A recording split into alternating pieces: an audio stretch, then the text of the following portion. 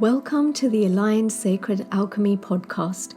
I'm Raspreet Sagu, and I teach you how to manifest in a way that actually works for you and leads you to your soul's path and purpose by creating your own customized manifesting framework without the believe it and achieve it or think positive and vibe high mindset stuff that doesn't really take into account your lived experiences.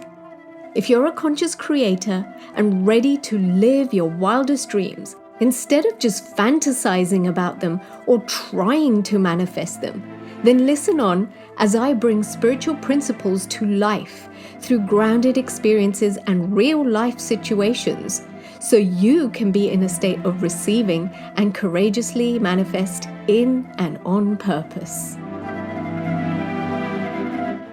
Hello everybody, and welcome to this episode where we're going to be talking about how to simplify manifesting by dialing up your creative flow. So in this episode, I want to talk about the subject of creating versus manifesting. Because I don't know about you, but for the longest time, I would use those two words interchangeably. But throughout my process and my journey, and as I've refined my own manifesting framework, I've seen a subtle difference between manifesting and creating. And that's what I want to unpack today. Because one is a very clinical way to approach manifesting, and it usually ends up with people trying to squeeze themselves into a particular school of thought, a manifesting method, and really attempting to standardize a framework to manifest. And that often leads to unhealthy and unsustainable manifesting practices that deplete you, that suck the life out of you, that actually clog up your creative flow. Because things become a chore. It becomes like a chore. And think about how you feel at the thought of having to do chores. If you're anything like me, and I'm thinking of cleaning the house, dusting, doing the laundry, like those are the chores for me in my head. You choose whatever you describe as chores. But if you're anything like me, you probably find chores boring. You hate doing them. You probably avoid them at all costs until you absolutely can't. And that usually leads to overwhelm, because when you start looking at, oh my God, I've been avoiding this thing. Like I'm thinking about my laundry that's sitting there in a pile right now. And I know I need to do it, and then I've been ignoring it because I hate doing it, I avoid doing it. And then when I'm seeing it pile up, it leads to that overwhelm and burying your head in the sand, hoping like a magical fairy or someone else will come and do it for you, or you need to outsource it and pay someone to do it for you, right? That's kind of the energy of this standardized approach to manifesting. That's why it is so unsustainable for a lot of people and why it causes long-term harm, right? So that's like one approach to manifesting. But the other approach is more of a radical approach to manifesting. It's very unique. It's individualized. You may not find a lot of people talking about it because it's so specific to the individual. And this radicalized approach usually results in you stepping into your life's mission and unleashing the gifts and the talents that have been embedded within you, but lying dormant, just waiting to be expressed. And when they do get expressed, that leads to you surpassing your own expectations of what's possible for you in your life and creating beyond what you even allowed yourself to dream was possible for you. All right. And I so wish that somebody had told me the difference between these two things years ago, so I could stop wasting time and getting sucked into this depleting vortex of trying to manifest and still not making much headway on my bigger vision. But alas, nobody did tell me. And so here I am today after years of experimenting, refining my process, and gleaning all the wisdom from the things that failed and the things that actually worked really well. And I'm going to share this with you so you can save yourself some time the energy and the grief of being depleted as you manifest your best life. I'm sharing this with the intention that when you really get your head around this, that you're going to start to feel energized with your own process and maybe even shock yourself with some of the dormant gifts that deep down, I bet you always knew you had, but you've likely always doubted or passed them off as silly thoughts or fantasies. All right.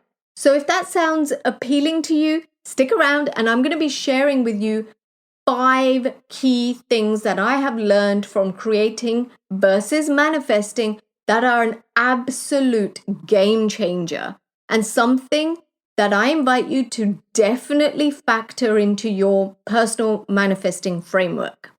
Some of the questions that I've been pondering lately have been inspired by my recent channeled artwork. I create these pieces of art intuitively. I use my psychic gifts and the ability to channel energies and bring them into physical form, into visual form, into artwork. And so, as I have been creating a lot of these kind of pieces over the last couple of years, it sparked some questions in my head, which I'll go through with you in a little bit. But before I do, I just want to make one thing clear. The identity of being an intuitive artist, a psychic artist, someone who creates healing artwork, for me, is a very recent thing. If you spoke to me this time only 2 years ago, I would have laughed at you if you described me as an intuitive artist or an artist of any description. I never imagined that I'd be describing myself as an artist only 2 years ago after having adopted the identity of the person who does not have a creative bone in her body and has trouble drawing stick men.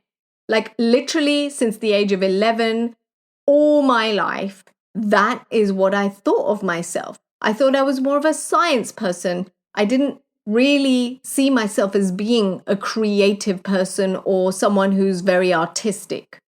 So this new identity of being an intuitive artist is one of those embedded gifts that had been lying dormant that deep down I knew I had, but then as a result of the conditioning, the cultural imprinting, something that one of my art teachers said once a very long time ago to me, all of those things impacted and had me doubting the thing that I knew deep down I could do. All right. So as I'm talking about this, just see what comes to mind, what springs to mind for you as I'm sharing this. Is there something that you know that you're capable of, but then you doubt yourself because someone said something to you, or you started to pass it off as just a silly little thing, a silly fantasy that you have, right? Tune into whatever that is and keep that in mind as we move through what I'm going to be sharing today. My self-perception of who I was only 2 years ago, which isn't a long time in the grand scheme of things, is a far cry from who I'm becoming and I'm starting to own today as I really step into the identity of a creator, the creator of my own reality, the creator of magical healing artwork, the creator of change on this planet, the creator of 2 amazing children, the creator of this amazing, beautiful family that I have created, right? Essentially, all coming under the umbrella of being the creator of my own reality. What does that even mean? So, with that, I've been pondering questions like, who am I as a creator of my own reality? Where do we cap our ability to create? Is creation only for living our best life, or is there more to it than that? For me personally, the journey to the sexy appeal of manifesting your dream life has been fun. And sure, I've absolutely tapped into the magic of the universe to manifest miracles and experiences that I can look back on with great fondness and even awe that I actually had a hand in intentionally creating that in my life. I've done that. But at what point does that get boring and monotonous and unfulfilling?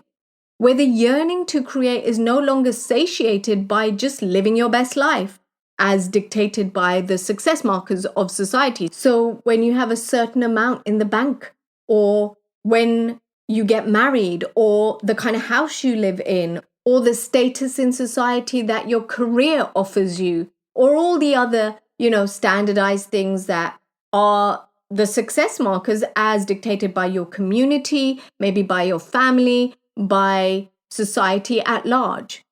What if there's more to the process of creating a new reality than what we've been led to believe in the self-development bubble? What if there are energies tapping us on the shoulder with excitement as these consciousnesses see that we have the exact equipment that they need to be made manifest into the world? And this is the way I like to think of all our desires, the things that we really wish to call into our lives. They're like little sparks of consciousness. Everything has a consciousness. And these are little sparks of consciousness that can see the potential that we have to bring them manifest into the world, right? These energies that themselves have a purpose in the elevation of consciousness on the planet at this time. These energies that have something big to contribute to the experience on planet Earth, to planet Earth, and to all its inhabitants, and everything that we're moving through currently, right? You can look around, just take a look around at everything that's happening in the world. And there's a lot, no matter what corner of the globe you're in, there's a lot. In the last few years especially, there's been a lot that we're moving through as a collective. And so what if these energies have something big to contribute to that? They've seen you, the individual, and they've seen that you have the exact equipment to help bring them manifest into the world so that they can fulfill whatever it is that they are here to fulfill. And those consciousnesses need a portal through which to be translated from the energetic form into their physical expression. And what if that portal is you? How much of your own creative expression do you limit to just within the confines of creating more money, or creating your dreams and desires, or creating your dream home, or creating your dream travel situation, or your dream spa day, or whatever it is? Creating the ideal weight, the body image, your appearance, like whatever that may be for you. What other outlets of creativity are longing to be acknowledged by you, so that these amazing consciousnesses that are waiting for that portal to come alive and fulfill their purpose and contribute to the revolution that's happening on planet Earth right now? What other outlets of creativity are available to you? And what I know right now is that it's vital that we step into the true potential of our creative expression in all of its glorious forms. And by now, if you were wondering, like, what is the difference then between manifesting and creating? This is what I mean.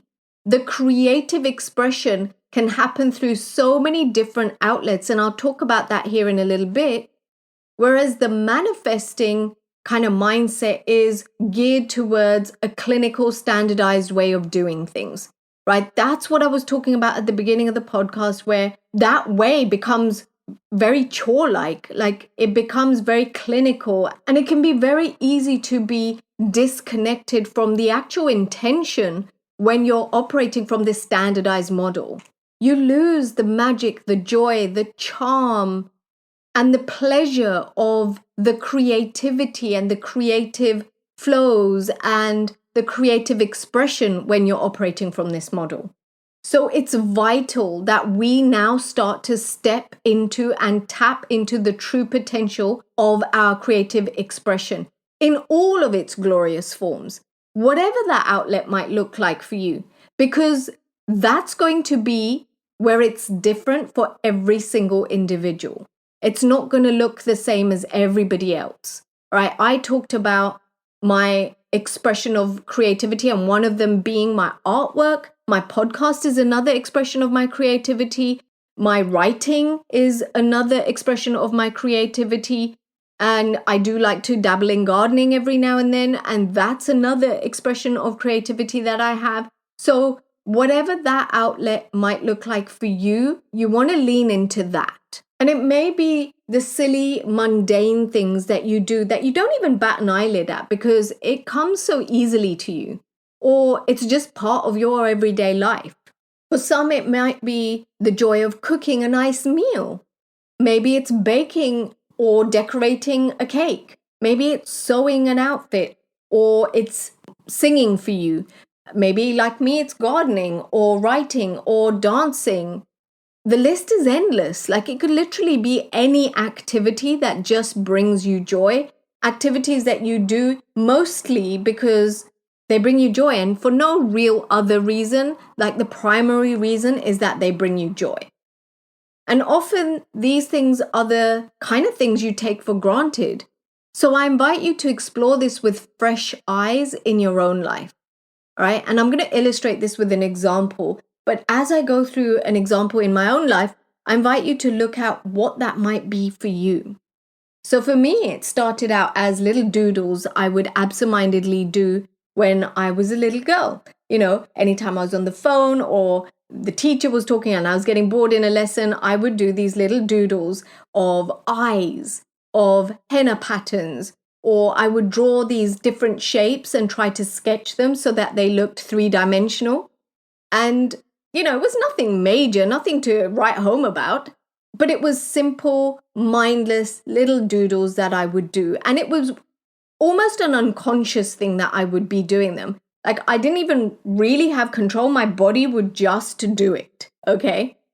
But one day, at the tender age of about 10 or 11, during an arts class at school, my teacher came over to a piece of work that I was working on that I was actually really proud of. I'd spent so much time doing it and I was deep down feeling, wow, this is amazing. I can't believe this.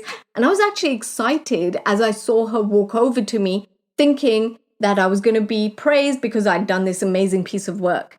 And as she looked at my work, she said to me, Ras, I think you should stick to your strengths and focus on science, because art clearly isn't your thing. And in that one moment, I felt overwhelmed with shame. I mean, I'd actually dared to think that my work was worthy of her praise up until that moment. How did I have the audacity to think it was good?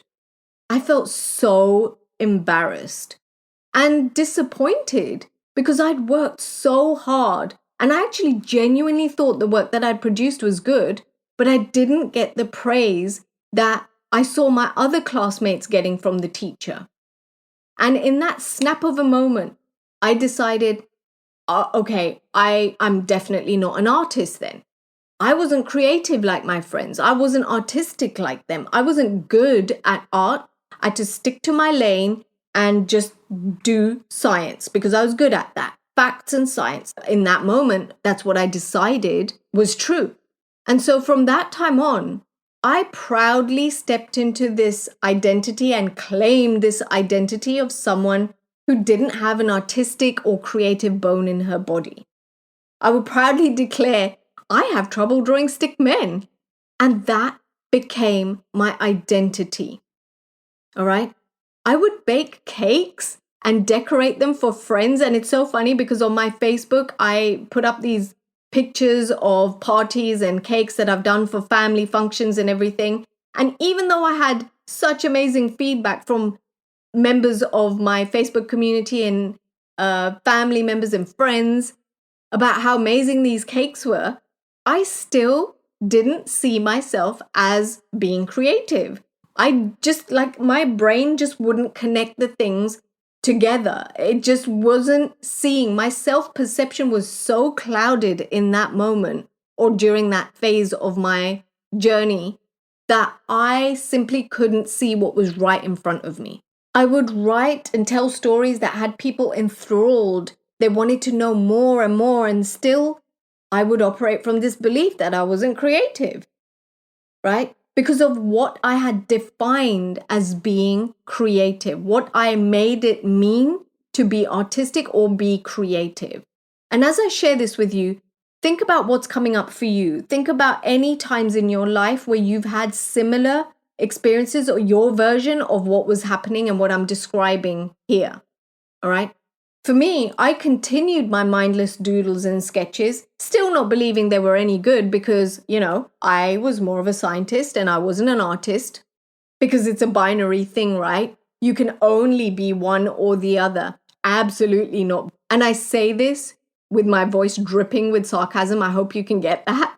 But deep down, even though I would tell myself that you can only be one or the other and that I clearly wasn't an artist and I wasn't creative, but deep, deep, deep, deep down, I always knew somehow that I could do psychic sketches.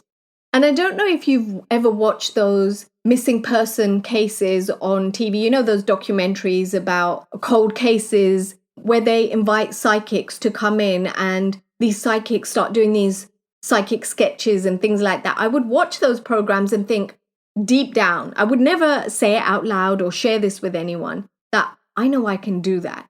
I don't know how I know I can, but my brain would still be in that self-concept of I'm not an artistic person. I don't have an artistic bone in my body. So there was like this mishmash of energies going on where there was one part of me that was so super aware and attuned to that dormant gift that I've always had. And then there was my brain who was like, no, I haven't seen any evidence of it. And so it clearly must not be true. Plus your art teacher, who is an expert, has told you otherwise. So that must be true. And so I'd pay other people to sketch my guides and angels. And when I'd see that artwork, I'd have this deep sense of knowing that I could totally do this. But I just didn't trust myself. I doubted my ability to do this. And my mind would bring me back to the identity that I'd claimed as the person who couldn't even draw a stick man. And then one day, it changed. One day, when the urge to create got bigger than just to manifest my best life. When I was no longer satisfied or fulfilled with manifesting. When I started to question, there's got to be more to manifesting than just living your best life. And I started to experiment. I was nervous for sure. My brain kept throwing up thoughts like, what if what I create is rubbish and no one likes it? Who am I to think I'm an artist? I've got no formal training. I've never taken an art class since I was at school. And even back then, I dropped art the second I was allowed because I'm not an artist, right? I would have thoughts like, what if people think my art is like a child's drawing and they laugh at my pathetic attempts? So many thoughts, right?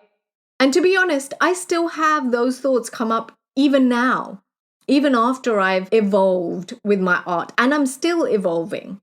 And if you're curious to see the evolution of my creative expression through my intuitive art, as I went from the person who claimed not to have a creative bone in her body to an intuitive artist who channels powerful healing work and now owns her psychic art skills, just go check out my grid on my Instagram. You'll see the evolution of my art. I'll link the profile in my show notes if anyone's curious and wants to look at that.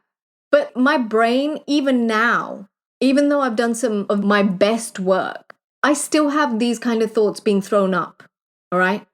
What's changed and what allowed my transformation is that I listen to my brain now. I acknowledge the thoughts. I name the emotions that were tethered to those thoughts. And during this process of when I began to actually lean in and listen to my brain and not just do the Band-Aid therapy of mindset work, but actually listen to what my brain was saying because of the evidence it had collected throughout my life. And I started to do the deep inner work, not the surface level stuff with just the mindset things, but acknowledging the thoughts, checking in on the emotions, regulating my emotions, regulating my nervous system. All the stuff that I now teach my clients how to do, and the stuff that we're moving through currently in my Translate community, all of these things. Once I started to do that, my once mindless doodles turned into full-blown psychic sketches and intuitive abstract art that people started to ask me to buy. I had no intention of that ever happening. Like, I never created my art to sell it. And yet I had people begging me to do commissions for them. I had people saying, Ras, sell this work. Please sell it to me. I will pay you for this, right? Something, again, that I had never even allowed myself to envision for myself at one point in my life. That not only would I be creating art, that people would be begging to pay me for my art, right? So this is what I mean about creating beyond what you even allowed yourself to imagine for yourself. I started to draw sketches of my guides, of my clients' guides, of random people's guides that would come to me as I was channeling. I started to sketch pictures of loved ones. I started to sketch pictures of the essence of someone's soul. I created artwork of the energies and the intentions that people wished to call into their space. The energy of love, of abundance, of healing, of safety, like so many things. I'd finally opened the floodgates to my creative expression. Mine. It's individual, unique to me. Not trying to say that nobody else can do this, but nobody else can do this in the way that I can. Nobody else has that blend of experiences, that blend of gifts, that blend of talent as I do. They may be doing the same thing, but it's going to be very unique to them. I discovered these new skills that I never had through all of this work. And it gets even better. My art connected me with some of the most magical souls on this planet. It allowed me to express my love and gratitude for the people that I've been blessed with on my path. And in turn, it helped those people to feel seen, to feel recognized, to feel loved and uplifted. It was like this ripple effect, this tidal wave of beautiful love, all rippling out from me, changing my self-concept from the person who had trouble drawing stick men to really experimenting with what my true gifts and talents were. And all this came from starting to explore and unpack the difference between manifesting and creating. Can you see that subtle difference between the two things? Yes, there is a subtle difference between the two things, and it's not easy for me to verbalize what that difference is, but I'm hoping that you can sense the energy and perceive the energy of that difference. It's very subtle. It's more of an energetic thing than an actual vocabulary thing. Like, I cannot verbalize what it is, but I do have something that I'd like to share before I wrap up around what I've learned from creating my artwork, which applies to manifesting too. So it's like this beautiful middle ground where creativity marries manifesting, and you get this beautiful energy with which to create from. And that's really going to boost and catalyze and electrify your ability to manifest the desires that you keep saying that you want. Right? So before I wrap up, I'd love to share that with you. There's 5 things that I've learned. Here we go. Number 1 is you have to be deeply connected to your vision. Like, see your vision. Really see it. Really study it. Notice all the flaws, the imperfections, the unique landscape of the vision through a lens that nobody else has. Nobody else on this planet has the lens through which you can see. Your blend of experiences, your blend of gifts and talents, and all the magic, your unique brand of magic. Nobody else on this planet has that. Trust it. Trust your perception. Okay?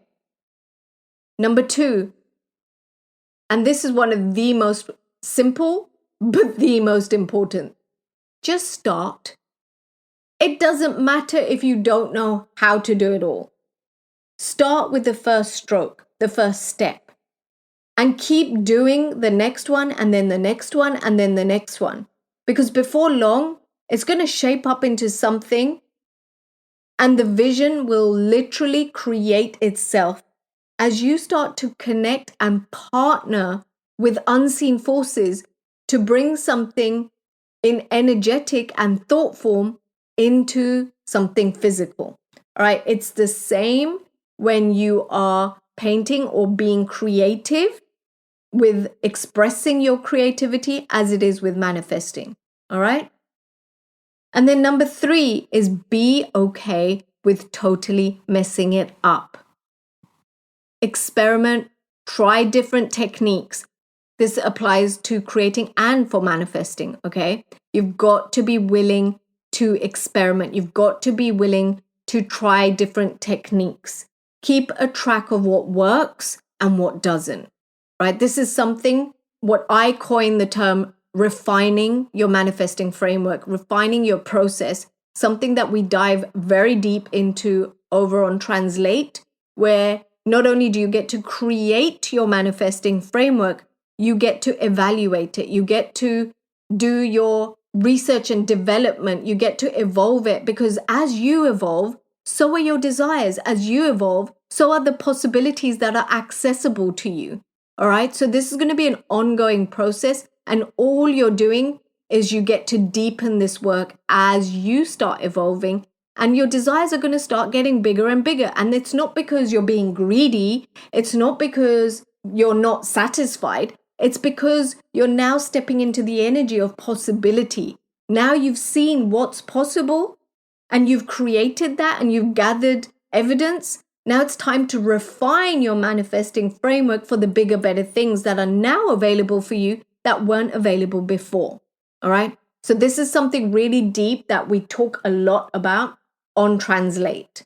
So if that sounds appealing to you, then join us on Translate. I will pop the link in the show notes below, because this is where we really deepen all of these 5 points that I'm going through with you. Okay. Currently, it's the only space that I do it, and that is changing because I've got something coming up in this pipeline. But at the time of this recording, it is the only place that I will work with people to do all of this and to not only create your manifesting framework, but also evaluate it. Also learn what to look out for in your refinement process. All right. So be totally okay with messing it up. Don't worry about getting it perfect. When you're using different tools, notice what techniques or tools come easily and naturally to you. What do you vibe with more? Even when others are saying, oh my God, that technique, oh my God, it's so hard, it's so long, it's so tedious, but it may actually be really easy for you and come naturally for you. So notice how you feel when you're using those tools and techniques and make note of that, right? Don't worry about getting it perfect. Think of it as a trial run. It's always an experiment. You're always in experiment. So allow yourself the space for making quote unquote mistakes, and then assess your process and make any necessary adjustments. And that's how you get to refine it in a nutshell. All right. Point number 4, don't try to copy another person's process. Right. This is a really big one. And I'm not saying that you can't take any inspiration from them. Absolutely. Take inspiration from them and then be open to learning the technical and structural things from someone who's had the benefit of the training and the experience of actually creating in that way for a while. But don't mimic their work or their way of doing it. And I'll tell you why. Because you'll only dilute your natural talents and you're going to run out of juice. So if you don't have someone to mimic or to copy from, you're always going to be waiting for them to come up with the next idea or the next thing before you can do anything else. And once again, this applies to both manifesting and creating, right? When I'm looking at artwork and I'm looking at other artists, I'm being inspired, but I'm not trying to copy their style. I have my own unique style, but I will use other people's. I look at their colors. I look at the blend of colors that they're using. I look at their compositions, but I don't copy. I use that as inspiration and then I create my own style around it, right? And it's the same exact thing in your manifesting framework. It's no different, guys. Honestly, your manifesting framework is a piece of art, and there is an art to creating it. And that's what I teach. I'm going to keep saying it because that's literally what we are doing on Translate is I'm teaching you the art of it. All right. Moving on to point number 5, the final point. And this is something that comes up time and time again. And I'm just going to say it. People will judge and criticize you. Do not personalize it. It's gonna happen, okay? The way that you work around people judging you and criticizing you is not by silencing yourself, not by diminishing yourself, not by hiding your gifts and your talents away from everyone, staying in your spiritual closet, or not sharing your artwork with the world, or not sharing your beautiful cakes with the world, and not owning that creative expression. It's not that. But instead, here's what to do. Set boundaries. Qualify what constructive criticism is, because you're going to find that when you're doing this and you're out loud and proud, showing your work or owning your work and expressing your creativity, you can bet your bottom dollar that someone and their dog's going to have an opinion about it. All right? So you've got to qualify in your own mind what constructive criticism is and what you are willing to accept. And then once you have arrived at whatever awareness that brings for you, then vocalize your boundaries. All right? If someone is giving you constructive criticism, they're usually going to have some suggestions on how to improve things. And notice I said suggestions, not impositions or projections. All right. So when I create my art and I share it with people, I have some people in my world who'll be like, well, that's no good. And that doesn't look like that person. And that eye is off. And that's like this. And it's just criticism, criticism, criticism. And then I have the others who will say, yeah, that tooth looks a bit odd. Maybe it's that shape. It's not quite right. Maybe it needs some shading here. Maybe this needs changing over there. And they'll come up with some form of suggestion to improve things. All right? They're not just criticizing your work. Okay? If you find that they are just criticizing you, and again, this applies in your manifesting framework and in any creative outlet that you have, check that those people are even doing the thing themselves. Are they doing psychic sketches? Are they creating intuitive art and bringing energies into the form of visual concepts and compositions on paper, right? If that's your jam, all right? Or if it's gardening, are they gardening? If it's dancing, do they dance, right? Are they even doing the thing themselves? Because if they have no experience of it, or they're not implementing their own advice in their life with any form of or degree of success, ignore them and move on, right? Those are the noisemakers. You don't need to pay attention to them. And that's where you start looking at having powerful conversations and setting your boundaries. What's acceptable, what's not, being vocal about it. But before you even start to do that, it's more of an energy than what you say to the other people. Because if you just go ahead and say, I'm not accepting any criticism, that's not going to stop people from criticizing your work, right? But the energy you hold, if you are in the correct energy and you know and you're grounded and anchored in it yourself, you won't even have to tell people. You'll just naturally attract the people who offer you the criticism that you are willing to take. That's actually going to help you. That's actually going to contribute something to you rather than knock your confidence, make you doubt yourself, right? So that's the difference between creating and manifesting. Manifesting tends to be more clinical. It tends to leave you feeling depleted, feeling like it's a chore, Whereas when you're expressing your creativity, I mean, just even saying those words out loud, can you perceive the energy? When you're expressing your creativity, that just sounds more fun, right? And it sounds more interesting. It sounds more like, oh, I'd like to be there doing that, right? That's the energy from which I invite you to operate when you are manifesting your best life. Okay. So, if you'd like to deepen your connection to your inner creator energy, come and join us on Translate. At the time of this recording, it's the only space where I guide you into finding your unique brand of magic and connecting with your individual creative flow. That's it for now. Until next time, happy creating.